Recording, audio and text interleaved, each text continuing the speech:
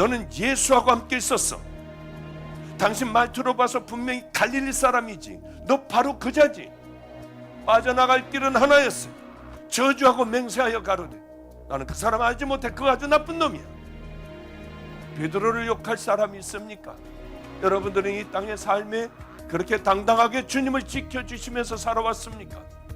아니면 세상의 쾌락이나 여러분들에게 가장 중요하다는 것을 먼저 잡지는 않았나요?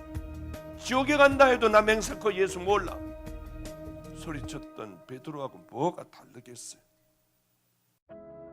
그런데 그때요, 바로 닭울음 소리가 들려요.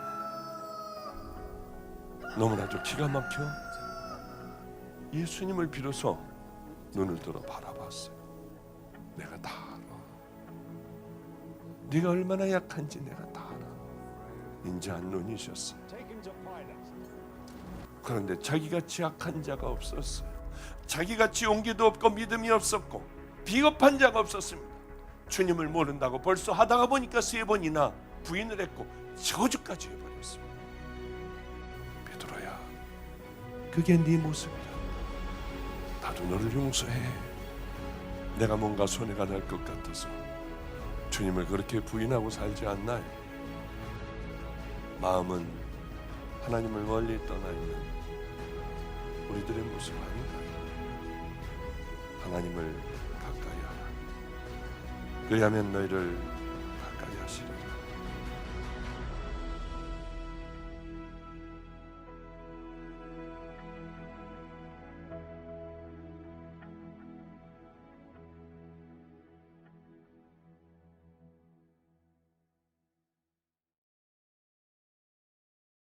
하나님 말씀 보겠습니다. 요한계시록 22장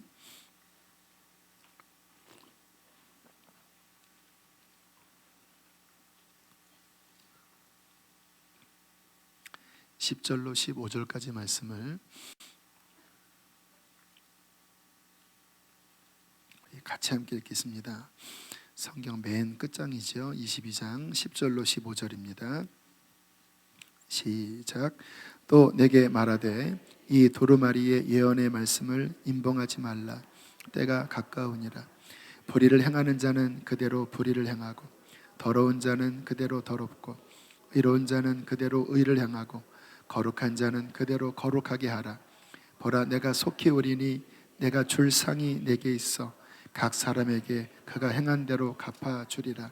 나는 알파요 오메가요 처음과 마지막이요 시작과 마침이라. 자기 두루마기를 빠는 자들은 복이 있으니 이는 그들이 생명나무에 나아가며 문들을 통하여 성에 들어갈 권세를 받으려 함이로다. 개들과 점술가들과 음행하는 자들과 살인자들과 우상숭배자들과 및 거짓말을 좋아하며 지어내는 자는 다 성 밖에 있으리라. 아멘. 오늘 기도하는 가운데 주님이 그런 마음을 주십니다. 이 가는 길에 낙심하지 말아라. 때로는 힘겹고 환경이 짓눌리고 때로는 아픔이 있지만 그러나 주저앉지 말아라. 일어나 앞을 보고 푯대를 향하여 그 나라를 향하여 힘있게 걸어가라고 말씀하십니다. 우리의 손을 잡아주시는 분은 예수님이십니다. 우리를 뒤에서 밀어주시는 분은 보혜사 성령이십니다. 하늘에서 응원하시는 우리 하늘 아버지가 계십니다. 낭망이 있는 자들, 주저앉아 있는 자들, 주께서 말씀하십니다. 주저앉아 있지 말아라. 일어나라. 힘있게 걸어가라. 주께서 우리와 함께 하십니다. 우리에게 있어서 가장 중요한 것은 천국이지요. 정말 그렇나요? 천국은 마치 보화와 같다고 말씀을 하셨습니다. 사람의 마음이 보물에게 있는 거죠. 천국이 우리의 보화라면 우리의 마음은 천국에 있어요. 여러분이 정말 구원받은 백성이라면 늘 천국을 생각하는 사람일 것입니다. 저는 제 마음의 중심에 물론 이것저것 잡것들도 많이 있겠지만 그러나 제 마음 중심 안에는 천국이 내 안에 있어요. 그 말은 뭐냐면 늘 천국을 생각합니다. 내가 이렇게 살면 주님이 어떻게 생각하실까? 이렇게 살면 주님이 좋아하시겠지. 힘들다. 하나님, 언제 저는 천국 갈까요? 제 그 마지막에는 저는 어떠한 모습으로 갈까요? 병들어서 아파서 갈까요? 마지막 죽기 전에 힘겹겠지요, 주님. 병원에서 돌아가시는 분들 보면 마지막 참 이렇게 힘겹게 고생하는 분들 많이 계시는데, 주님, 나도 그렇게 갈까요? 주님, 제 손 붙잡아 주실 거죠? 천국 가면 주님은 나에게 어떠한 상을 주실까요? 이 생각이 제 안에 늘 있어요.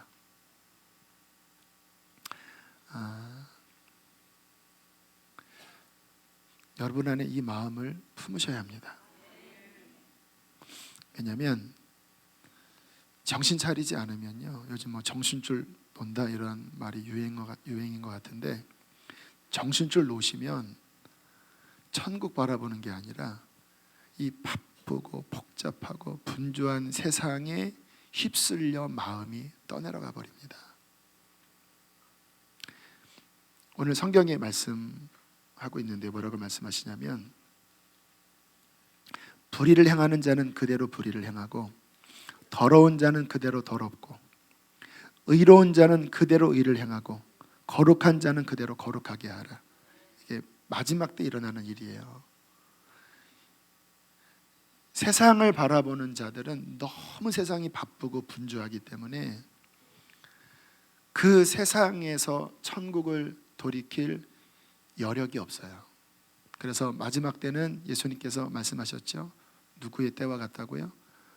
노아의 때. 노아의 때 무슨 일이 있었습니까? 사람들이 시집가고 장가가고 먹고 마시고, 무슨 이야기냐면 땅의 것에, 육신의 것에 너무 정신 팔렸다라는 거예요. 곧 홍수가 나서 멸망이 그들 앞에 있는데, 눈앞에 구원의 방주가 있는데도 너무 분주한 세상 속에서 당장 내일 심판이 임할 것을 기억 못하고 살다가 다 망했다고 예수님께서 경고하셨는데, 마지막 때가 그와 같다고 말씀하세요.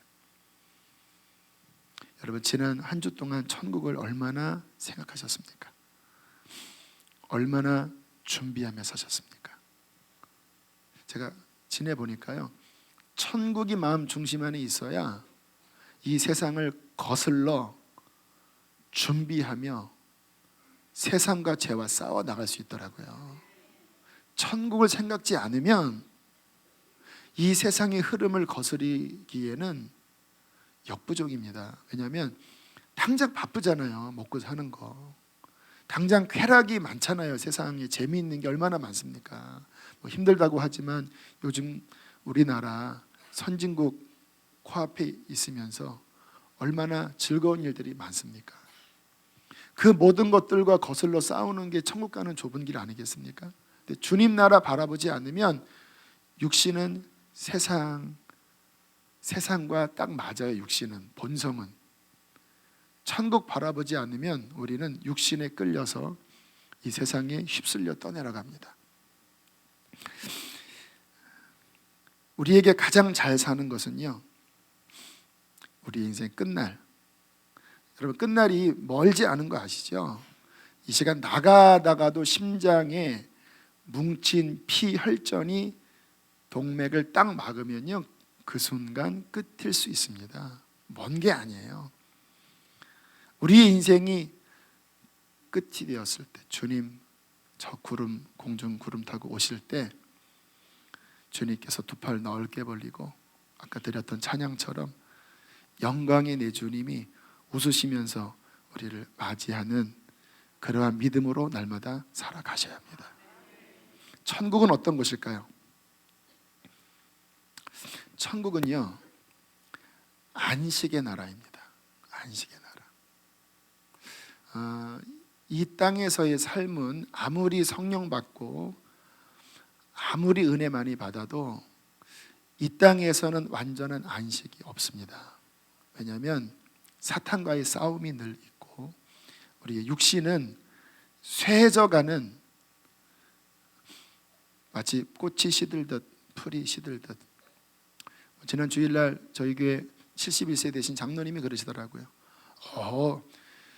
자동차 71만 킬로 타니까 이제 여기저기서 삐걱삐걱거려. 71만 킬로, 71세 사셨다라는 이야기예요. 네, 우리의 육신은 시간이 지나면서 쇠퇴해져 가잖아요. 천국은 영원하고 완전한 안식과 누림의 나라입니다. 저는 그날을 왜 기대하냐면 이 지긋지긋한 싸움이 그때는 없을 거라는 소망 때문에 그래요. 저는 한때 성령 받고 주님의 일을 하면서 낙심했던 적이 있습니다. 왜냐하면 자꾸 죄에 넘어지니까, 하나님, 제가 성령 받고 십자가를 만났는데 나 구원 받았잖아요. 그런데 그 구원의 은총이 이것밖에 안 됩니까, 주님? 왜 넘어져야 하고 왜 신음해야 합니까? 주님이 십자가에서 다 이루셨다고 말씀하시는데 그 능력이 이것밖에 안 됩니까, 주님? 제가 하소연하며 따진 적이 있어요. 그때 주님께서 말씀을 제 마음속에 주셨습니다. 얘야, 나의 구원은 아직 너에게 다 이루어지지 않았다. 과정이다, 과정. 내가 착한 일을 네 안에 시작했다. 십자가의 피로 너를 죄에서 해방했고 너에게 성령을 주어 거듭나게 했고 내가 너와 함께하여 이 길을 걸어가고 있지. 그러나 아직 나의 구원의 100%가 이루어진 게 아니다. 그것은 언제 이루어지는지 아느냐? 그 나라에서 이루어진다.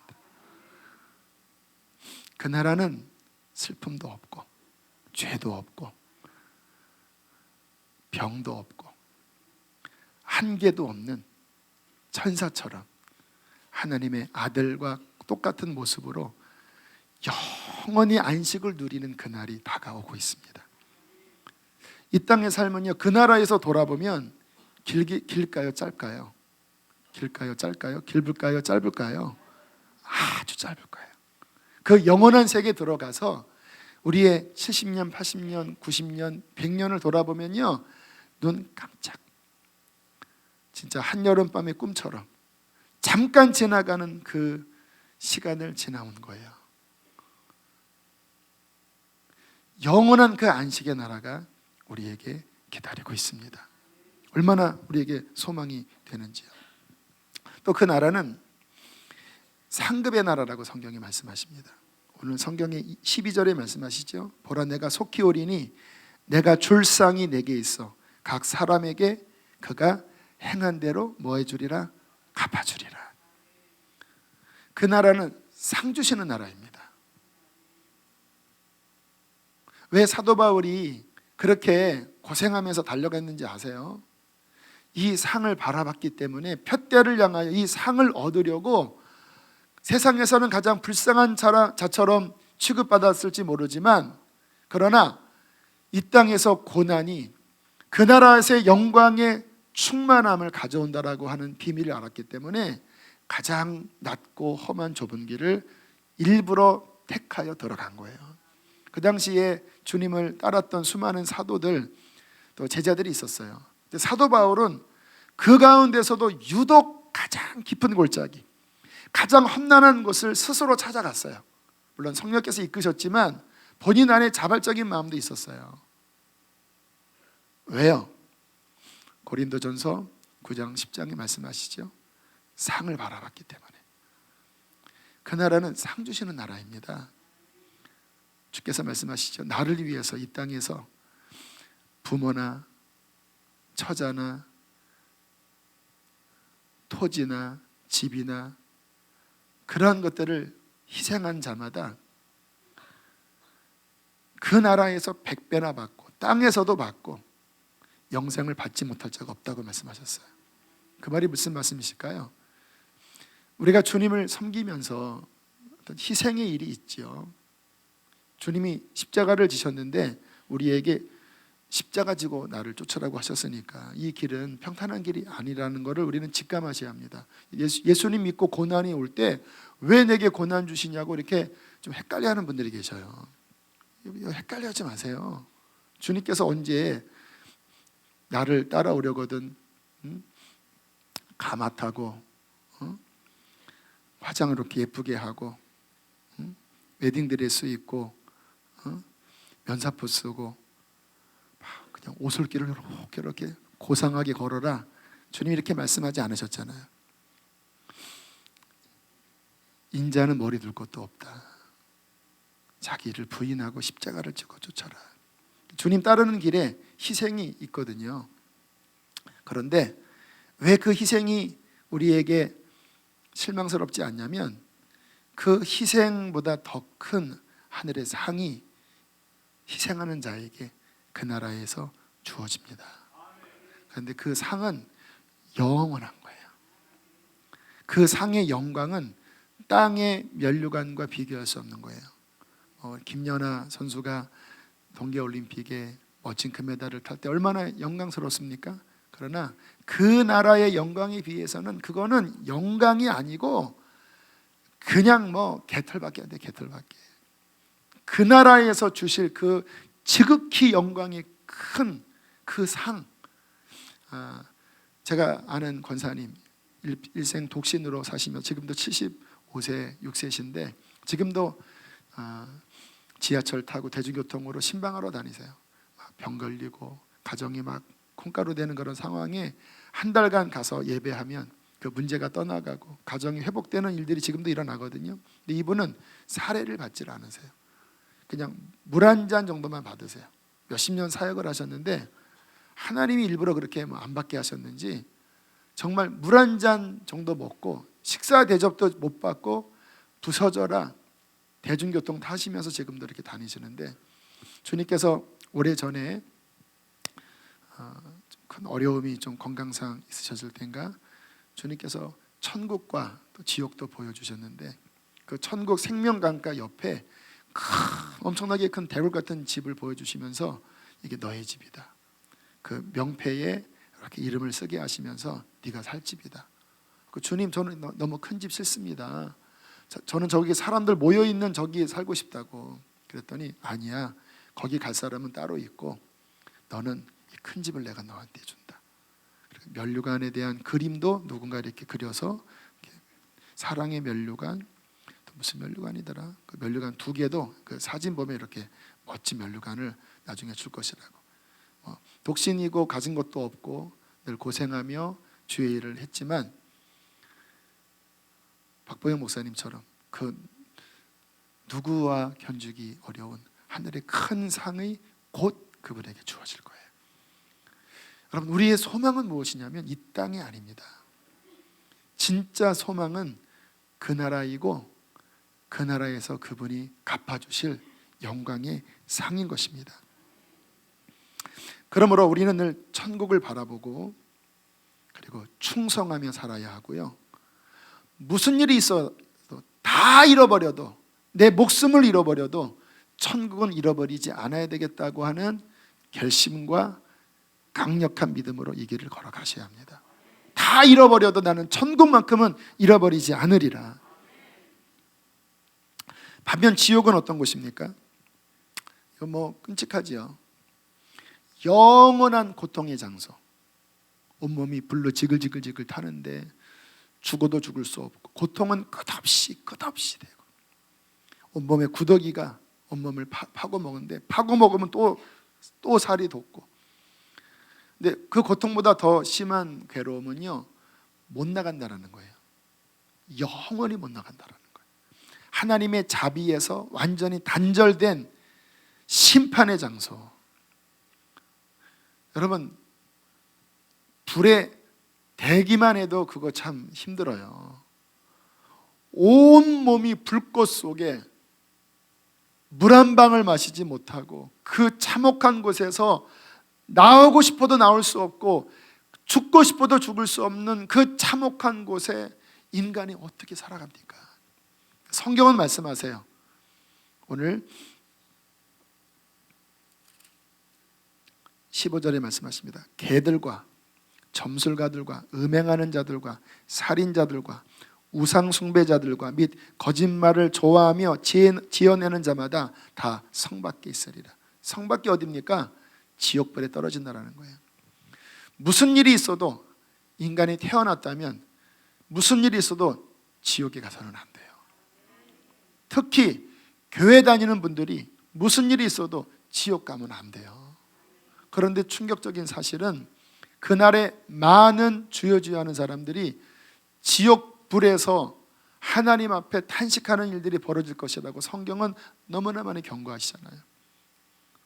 청함을 받은 사람은 많아요. 교회 다니면서 이러한 말씀으로 천국의 초대를 받은 사람들은 많아요. 그러나 막상 택함 받고 들어가는 사람은 적다고 말씀하세요. 예복을 입고 들어가는 사람은 적다고 말씀하세요. 지난주에 저희 교회에 베트남에서 사역하는 귀한 선교사님이 오셨습니다. 그분이 그런 이야기를 식사하면서 하시더라고요. 본인이 기거하고 있었던 빌라에 불이 붙어서 본인이 10층에 있었는데 이제 불과 그 유독가스가 올라와서 죽을 상황이었대요. 그래서 두 손 모으고 하나님, 이 모습 이대로 기도하다가 죽게 해주십시오, 주님. 그런데 갑자기 눈앞에 창문 앞에서 막 불이 활활 타오는데 이 불은 그 자연에서 나는 불이 아니더래요. 지구가 막 불타 있는데 그 불타는 그 속에 본인이 알고 있었던 목사님들이 그 불 속에서 막 허우적거리고 있더래요. 아이고, 그러니까 내가 그러지 말라고 했었는데, 내가 저럴 줄 알았다니까 내가. 아이고, 어떡하나. 그 불 속에서 수많은 주의 종들이 막 아우성을 치는 그 모습 보고 너무나 안타까웠대요. 그리고 그게 사라지고 소방관이 올라와서 정말 극적으로, 그게 재작년 12월에 1년 전에 있었던 일이에요. 극적으로 살아나셨는데 신기한 거는요, 다 까먹었대요. 그러니까 분명히 본인이 알고 있던 주의 종들이 그곳에서 막 아우성 치고 있었는데 까먹었대요. 누군지 모르겠대. 아무리 생각하려고 누군지 모르겠대. 저는 참 그런 이야기를 들으면 참 두려워요. 이 땅에 태어났다면 지옥 가면 안 되는데 교회 다니면서 청함을 받았지만 예복이 준비되지 않아 바깥으로 쫓겨나간, 입으로 주여 주여 하고 그 삶에 행실이 없는 불쌍한 자들이 저와 여러분은 절대 돼서는 안 됩니다. 그래서 우리가 이 추운 겨울 이 자리에 모인 것이 아니겠습니까?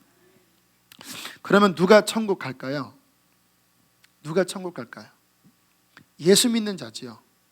그런데 예수 믿는 것 앞에 선결 조건이 있습니다. 뭔지 아시죠? 진정 회개한 거예요. 회개하고 예수 믿는 거예요. 진정 회개가 돼야 진정 예수 믿는 믿음이 성립이 됩니다. 왜냐하면 예수님 믿는 것은 죄에서 떠나 예수 그리스도가 주인이 되는 거거든요. 그러면 멸망의 상태는 뭡니까? 죄 가운데 거하여 자기가 주인이 되어 살아간 상태잖아요. 여기에서 본인의 기거하고 있었던 그 지옥의 죄에서 떠나 이제 내 삶의 주인으로 예수 그리스도를 영접하고 이제 그분께 순종하며 그분의 길을 힘써 순종하며 걸어가는 게 구원의 길이잖아요. 여기에 중요한 근거는 뭐냐? 기초는 뭐냐? 회개예요. 회개. 회개가 성립되지 않은 채, 죄에서 나오지 않은 채 예수님이 주인이 될 수가 없어요. 내가 주인 되었던 것을 십자가에 못 박지 않은 채 예수님이 나의 왕이 될 수 없어요. 그런데 지금 착각은 뭐냐? 이 종교적인 잘못된 멸망하는 신앙이 뭐냐? 죄 가운데 있고 여전히 자기가 주인이고 제멋대로 살면서 교리적으로 예수 그리스도는 나를 위해 십자가에 죽으시고 부활하신 나의 주님입니다라고 이해하고 입으로 시인했다고 구원이라고 착각하잖아요. 죄에서 나오지도 않았고 여전히 미워하고 여전히 세상 사랑하고 여전히 음란한 상상을 품고 도둑질하고 거짓말하고 그러면서 자기 중심으로 살아가면서 어떻게 교회 다니고 안다고 천국 가겠습니까? 회개가 성립이 되지 않았는데. 여러분, 우리의 신앙생활에 먼저 중요한 선결 요건은 회개가 정말 되었느냐입니다. 회개하면 주님이 다 용서하십니다. 주님은 자비가 크셔서 회개한 자를 용서하지 않는 경우는 없어요.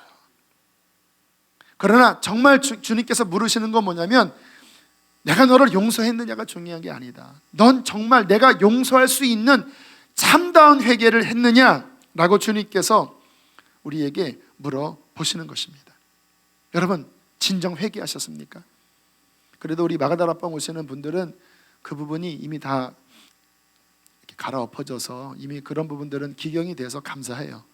이렇게 제가 사람들을 만나면서요, 저는 참 조심스럽고 걱정스러운 게 뭐냐면, 예수님을 처음 믿은 동기가 힘들고 고난스러운 가운데 그 고난에서 나를 건져준 은혜로 주님을 만나는 사람들이 있어요.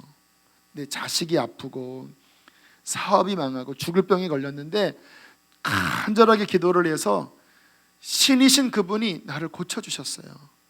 그래서 내가 그분을 믿게 되었어요. 참 귀하지요. 그런데 저는 의구심을 갖는 게 뭐냐면, 회개가 됐습니까?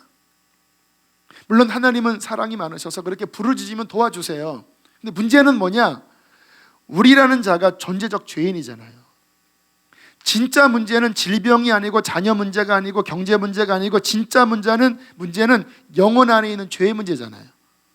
그러면 정말 구원받은 자라면 내 자식이 질병에서 또는 큰 어려움에서 회복이 되고, 내 인생의 어떤 큰 파고에서 건져지는 그 문제를 통해서 하나님 만났다면, 진짜 주님 만났다면, 그것보다 더 심각한 본인 안에 있는 죄를 바라보고 애통해하면서 그 죄를 통해한 경험이 반드시 있어야 정상이 아니겠습니까? 질병 가지고 그렇게 안타깝게 생각하고 자녀 문제가 그렇게 아팠다면, 그것보다 더 심각한 자신의 죄를 애통해하는 게 있어야 정상이잖아요.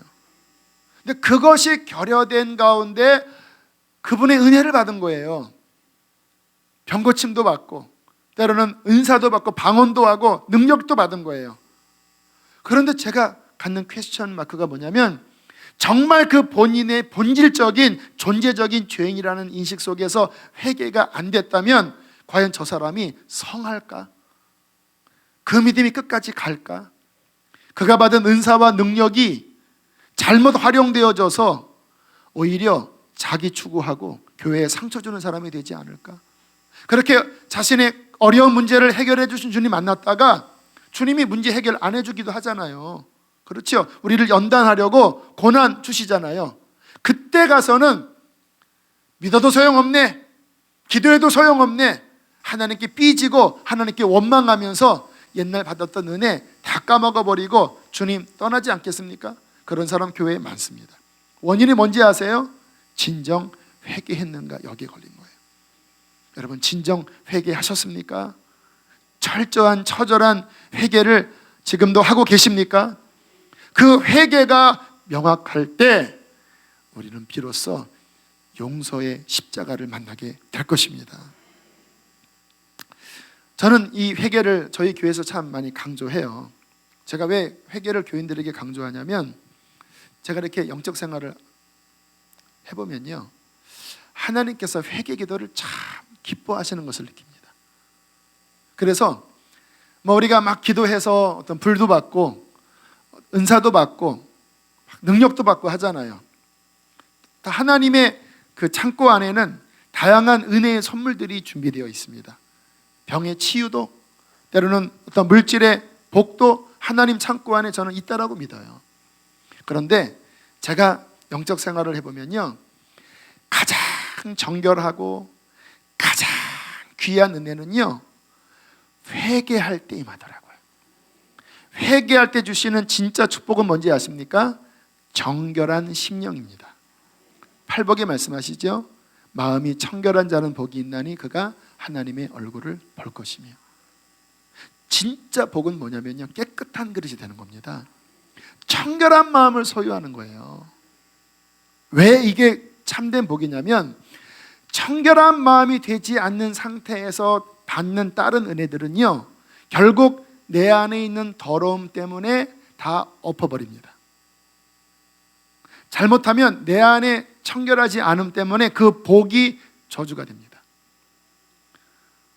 하나님께 물질 축복받고 버림받은 사람 많고, 주의 종 가운데 하나님께 능력받고 나중에 버림받은 사람 많잖아요. 왜일까요? 하나님의 복이 잘못된 것일까요? 아니요. 청결한 마음을 갖지 않았기 때문에. 좀 능력 별로 없어도, 좀 물질 잘 풀리지 않아도 여러분에게 진짜 하나의 복을 여러분들이 꼭 가져야 됩니다라고 제가 강조한다면 청결한 마음을 구하십시오. 그게 진짜 복입니다. 왜요? 청결한 마음을 가진 자에게 주님은 얼굴을 보여주겠다고 하는 말씀은 뭐냐면 친밀하게 함께 하시겠다라는 거예요. 진짜 복은 하나님이 함께 하시는 거잖아요. 감옥에 있어도, 고난의 골짜기를 지나가도 주님과 함께 있는 게 진짜 복이잖아요. 그런데 누구와 함께 하시느냐? 청결한 마음을 가지려고 애쓰는 자, 날마다 자기 세마포를 빠는 자. 오늘 말씀하시잖아요. 자기 두루마기를 빠는 자들은 복이 있으니 이는 그들이 생명나무에 나아가며 문들을 통하여 성에 들어갈 권세를 받으려 함이로다. 누가 복이 있는가? 세마포, 자기 두루마기를 빠는 자, 그 마음을 청결하게 씻는 자, 그 손과 발과 입과 눈을 날마다 그 피로 씻는 자, 그가 복이 있어서 생명나무에 나아가며 문들을 통하여 거룩한 성 예루살렘에 들어갈 권세를 그에게 주신다는 것입니다. 저는 당대 신앙입니다. 저의 어릴 때 가정 환경은 무척 좋지 않은 환경이었습니다. 제가 주님 예수 그리스도를 어린 나이에 만나고, 그리고 20살에 성령 충만함을 받고, 그때 제가 했던 주된 기도는 회개 기도였던 것 같아요. 왜요? 주님의 그 맑은 은혜를 받으려면 회개밖에 없더라고요. 그래서 그때 제가 했던 기도가 주님 맑은 영을 주십시오. 내 마음에 맑게 해주십시오. 그래서 치열하게 죄와 싸웠던 것 같아요. 사소한 말 한마디 잘못해도 마음이 그렇게 눌렸고, 눈길 하나 잘못 줘도 그렇게 눌렸고, 또 연약하니까 또 죄에 막 빠지잖아요. 그러면 막 죽을 것 같은 거예요. 그래서 하나님 저를 용서해 주시고 또 그 징계를 받고, 그렇게 하나님 앞에 청결한 마음 하나 얻으려고, 거룩함을 지키려고 그 20살 때부터 지금까지 싸우며, 지금도 싸우고 있어요. 이렇게 지내왔어요. 그런데 이제 제가 이렇게 지나서 신학교를 졸업하고 개척교회도 하고 부목사도 하고 다시 또 개척교회를 하면서 이제 이쯤 왔어요. 제가 이렇게 생각을 해봅니다. 하나님이 참 나같이 모태신앙도 아니고 부모의 기도를 많이 받은 것도 아니고, 그런데 하나님께서 부족한 종을 사랑하신다고 말씀하시고, 그리고 이 귀한 이러한 강단에 감히 저 같은 자가 이렇게 부름받아 서는 그러한 하나님 앞에 요만큼이라도 인정받을 수 있었던 이유가 무엇일까? 하나입니다. 회개했기 때문에 그래요. 비록 제 마음에 더러운 것들이 많았습니다. 왜? 저의 배경 자체가 더러운 배경이었기 때문에.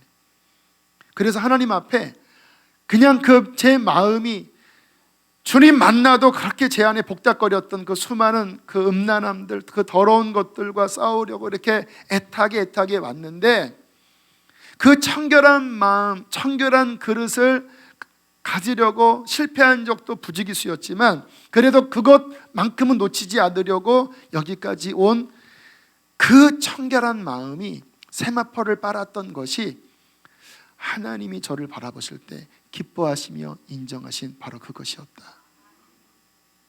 감히 여러분 앞에 간증할 수 있습니다.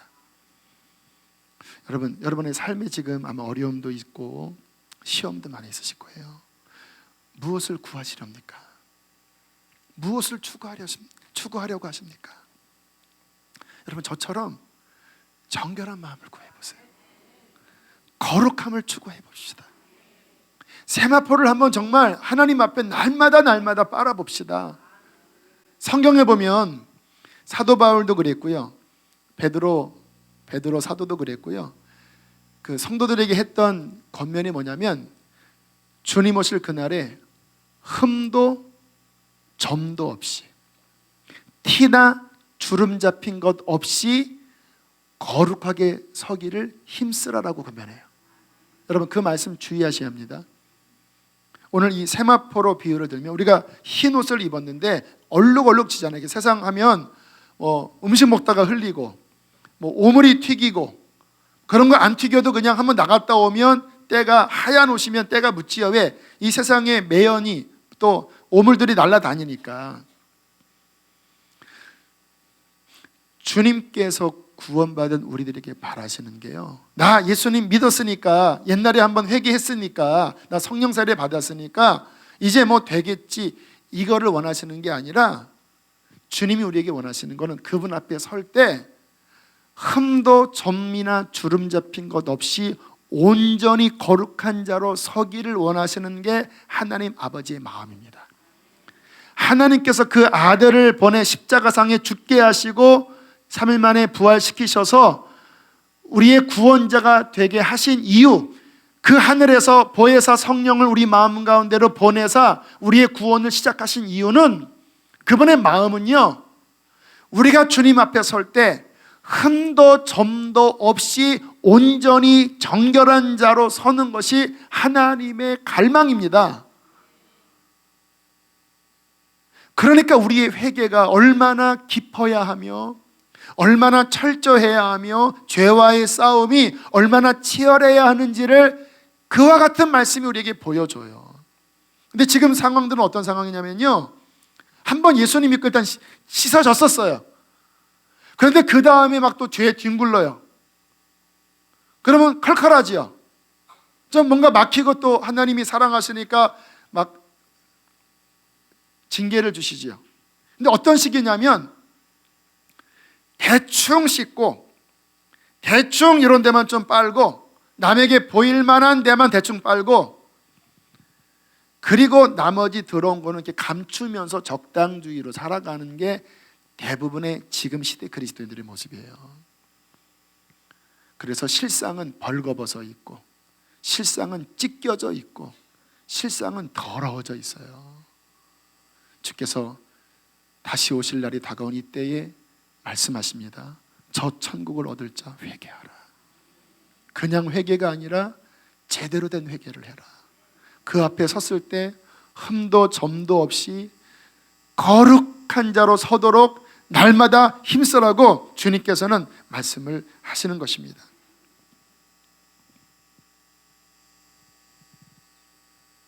무엇을 회개해야 될까요? 몇 가지를 좀 나누면요, 이게 그렇더라고요.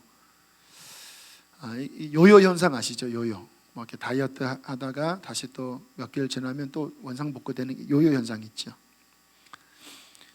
사람이요, 저도 그래요. 이렇게 수십 년간 저의 영적인 이 걸어왔던, 또 죄와 싸웠던 것들을 보면요, 많은 죄들이 저를 넘어뜨리는 게 아니에요.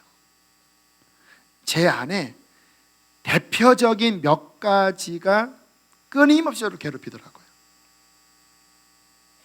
그래서 회개하고 씻어서 정리가 된 듯 하다가 시간이 지나면 그게 또 자라나요. 여러분 그러시죠? 나 이제 회개하고 나는 이제 구원 받았습니다. 나 이제 정결함 받았습니다. 근데 이게 자신 못할 게 뭐냐면요, 그 다음날 마음이 식어지고, 그 다음날 똑같은 상황이 오면 꿈틀 올라와요. 그다음 안 돼, 이러면 안 돼라고 싸워 이겼어요. 그러다가 한번 TV 한번 보고 하다가 그 다음날 또 그 시험이 오면 조금 더 그거를 용납해요. 그러다가 안 돼 해요. 그다음 다음 주에 또 정신없이 기도 못하고 흘러가다가 그 유혹이 올 때 바라락 쏟아버리면 그 죄가 더 강하고 딱딱하게 나를 딱 지배하면서 겉봐라, 너는 요거밖에 안 돼, 너는 안 돼 하고 붙잡는 경험 하시잖아요. 그게 실제적인 죄와의 싸움의 실제적인 우리의 경험들이에요. 오늘 성경 말씀에 자기 두루마기를 빠는 자들은 이라고 하는 뜻은요, 계속적으로 회개하는 뜻이라고 저는 믿습니다. 일회성이 아니라 계속적으로 또다시 스물스물 내 안에 자리 잡으려고 하는 그것 있잖아요. 그것, 그 탐심, 그 세상 욕구, 그 음란함들, 그거 있잖아요. 은근히 들어왔던 것, 그것들을 날마다 불꽃 같은 눈으로 말씀의 등불을 살펴서, 야, 또다시 내 안에 이게 들어왔네, 이것 때문에 내 마음이 또 식어졌네, 내 마음이 또 흔들렸네. 오 주님, 주의 보혈 앞에 나아갑니다. 십자가 앞에 나아갑니다. 성령의 능력으로 깨트려 주십시오. 처음에는 잘 안 돼요. 잘 안 돼. 그런데 또 주여 하면요, 하나님께서 그 믿음을 보시고 하늘에 불을 내려주시어서 그의 불로 그 죄악들을 또 소멸해 주십니다. 십자가를 바라볼 때 주님의 흘리신 그 영원한 피가 다시 그 죄를 또 씻어주세요. 또 정결하게 해주시는 거죠. 오늘도 처음보다, 또 아까 기도 오늘 좀 길게 했잖아요. 이렇게 중간 넘어가면서 주님께서 또 확 열어주시어서 또 우리의 마음을 막 다뤄주시잖아요. 근데 그렇게 넘어가는 게, 세마포를 빨 때 아직은 뭔가 이렇게 세제가 주어지지 않고 막 힘들지만, 그러나 더 주님 앞에 나아갈 때 주님은 우리의 깊은 곳 안에 있는 때 묻은 것, 묶여 있는 것, 그 드글드글한 그 옛 죄를 주께서 깨뜨리시고 소멸시켜 주실 것입니다. 이 싸움이 실은 힘든 싸움이에요. 이 싸움이 좁은 길의 대표적인 현상들입니다. 하지만 이 싸움 끝까지 우리는 싸우셔야 합니다. 사도 바울이 나의 달려갈 길을 다 마치고 선한 싸움을 싸우고 믿음을 지켰다고 했을 때, 아마 이 내면에 바울 안에 있던, 남에게는 이야기할 수 없었던 그런 죄와의 싸움의 승리를 빗대어 이야기했을 것이라고 저는 생각합니다.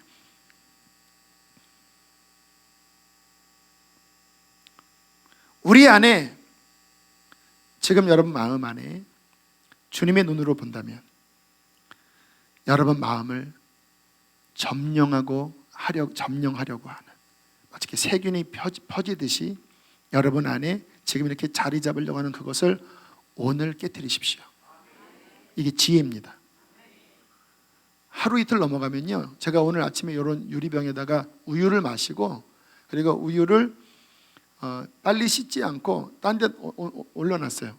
그리고 1시간 뒤에 닦으려고 그새 우유 그 찌꺼기가 그 유리에 붙어서 손으로 막 해야 1시간 만에 그렇게 붙어버리더라고요. 회개는요, 날마다 그 순간 예수의 보혈로, 성령의 불로, 성령의 생수로, 말씀의 검으로, 말씀의 물로 계속 마셔야 합니다. 청결한 마음만 우리 안에 유지된다면 제가 보면 나머지는 자동적으로 다 따라와요.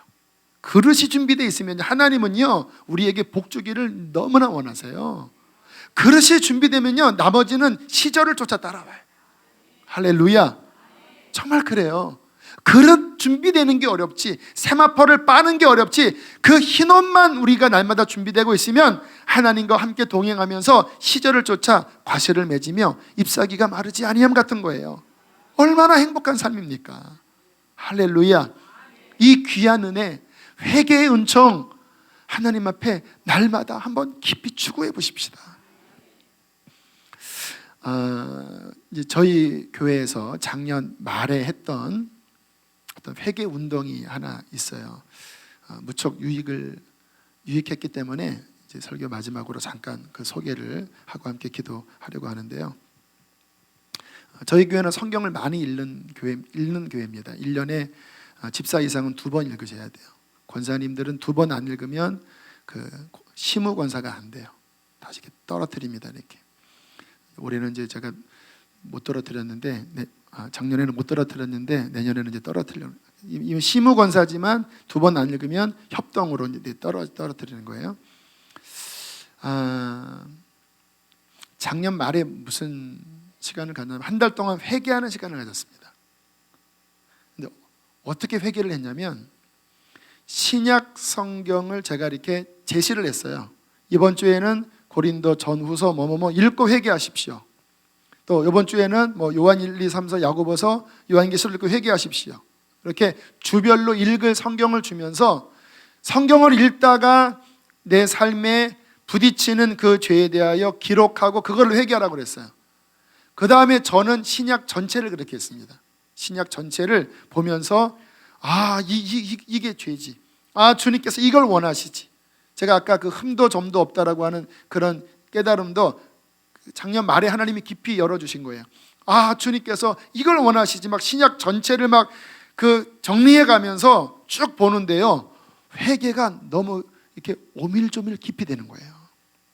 마치 이렇게 채 걸을 때 듬성듬성한 채로 하면은 다 새 나가잖아요. 우리가 회개할 때 뭐 뻔히 뭐 회개하면 뭡니까? 주님 뭐 미워했습니다. 주님 뭐 11조 띵가 먹었습니다. 하나님 뭐 회개해야 되나? 뭐 그러다가 할 게 없는데 이러잖아요. 그런데요, 신약을 쭉 보면서 회개할 거리를 찾으니까요, 이게 그냥 성경 읽는 족족 나오는 거예요. 성경 읽는 족족. 그냥 눈으로 범한 죄, 마음으로 품은 죄들, 입술의 죄들, 형제를 미워하는 죄들, 하나님께 온전하게 나가지 못하는 그 하나하나를 막 보면서 막 채로 걸러지는데요, 그 세밀한 망에 그냥 먼지 하나라도 거르듯이 축축축 정리하는데 유익하더라고요. 할렐루야. 작년 말에 그렇게 성경을 보면서 주님 앞에 더 정결한 시간을 가졌는데, 우리 교회가 기도를 뜨겁게 하는 교회인데 왠지 작년 12월에 뭔가 교회에 새벽 기도나 이런 거 보면 기도가 좀 약화됐었어요. 저는 그런 거 제일 경계하거든요. 기도가 약해진다, 하늘문이 안 열린다, 그 시험이다. 저는 막 그런 거 보면 막 굉장히 당황스러워하는 사람인데, 그런데 12월에 그렇게 교회가 말씀을 보면서 쭉 회개하면서 다시 하늘문이 열리더라고요. 할렐루야. 여러분, 기도는요 하늘문이 열려야 돼요. 제가 뭐 전에 와서도 몇 번 이야기했는데, 박효진 장로님도 똑같은 이야기 하더라고요. 우리의 기도하면 쭉 이렇게 어떤 기도줄이 이 위에서 올라가더래요. 그런데 그 위에 올라가면 공중권세 잡은 악한 영들이 막 굉장히 막 잘라낸대, 이렇게 못 올라가게. 그런데 또 강력하게 기도하니까 그거를 뚫고 올라가서 하나님 보좌의 기도가 쭉 상달되는데, 주님 보좌에 상달된 기도가 다시 이 땅에 막 응답으로 내려와서 그 기도가 우리의 자녀들을 보호하고 막 역사하더래요. 저는 그게 신빙성이 있는 것 같아요. 그렇지, 우리의 기도가 영적으로 방해를 받을 수도 있고, 그러나 주님 앞에 정결함으로 나아갈 때 하늘의 불이 임하여 그 하늘문을 뚫고 주님의 보좌 앞에 올라가 그 기도가 상달되어 그 기도가 이 땅에 내려올 때 수많은 사람들을 구원할 것입니다. 그러한 능력 있는 기도 해야 되잖아요. 근데 그 능력 있는 기도의 중요한 바탕이 뭐냐고요? 회개입니다. 회개. 정결한 기도를 하나님께서는 받으셔요. 어떻게 회개하냐고요? 하나님 말씀. 여러분들 해보세요 한번.